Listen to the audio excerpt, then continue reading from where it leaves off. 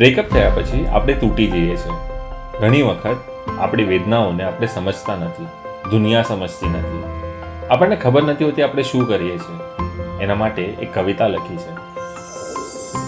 એક રાતની વાત હતી, ખાલી રસ્તો અને તન્હાઈ મારી સાથ હતી. હું ચાલતો હતો, કોઈ ન દેખાયું, ફક્ત એના અવાજની આહટ હતી. વાતો કરતો હતો પોતાનાથી, એની યાદમાં ખોવાઈને.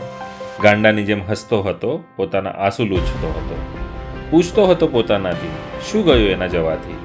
સુખ, ચેન અને ઊંઘ ઉડી ગઈ, દુનિયા મારી સૂની થઈ ગઈ. જ્યારે જોયું આકાશમાં, એ ચાંદ પણ મારા પર હસતો હતો.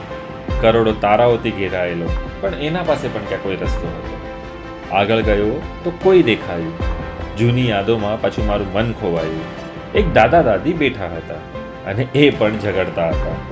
એમ થયું કે કેમ આમ ના થાય, નાની વાતમાં કોઈ કેમ મને છોડી જાય. વાત એટલી ગહેરી પણ નહોતી કે કોઈ છોડી જવાની જરૂરત પણ નહોતી. તો પણ હું કારણ શોધતો રહ્યો અને પોતાને જ કોસતો રહ્યો. હશે કોઈ મારી ભૂલ જે માફી લાયક નહીં હશે. એ હશે સાચી અને ખોટ ક્યાંક મારામાં જ હશે. કરવા ચાહ્યું કેટલું પણ લાગે છે ઓછું પડ્યું. એમ તો નહીં હશે ને કે એને મારાથી કોઈ સારું મળી ગયું. પછી એ વિચારમાં હું હસી પડ્યો. મારા જેવો પ્રેમ કરે એ શક્ય નથી એવું બોલી પડ્યો. એ વાત તો સાચી છે કે મારા પ્રેમમાં કોઈ ખોટ નથી. કંઈક હશે એવા કર્મ મારા ખરાબ કે મારા નસીબમાં નથી. ચાલો હવે પાછું જીવન જીવ્યું જાય, બધાની સાથે બેસી થોડું હસ્યું જાય.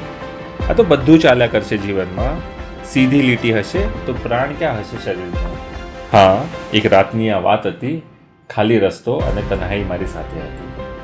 જો તમને મારી આ કવિતા ગમે તો લાઈક, શેર અને સબસ્ક્રાઈબ જરૂર કરજો અને કમેન્ટમાં મને કહેજો કે કેવી લાગી આ કવિતા. Thank you.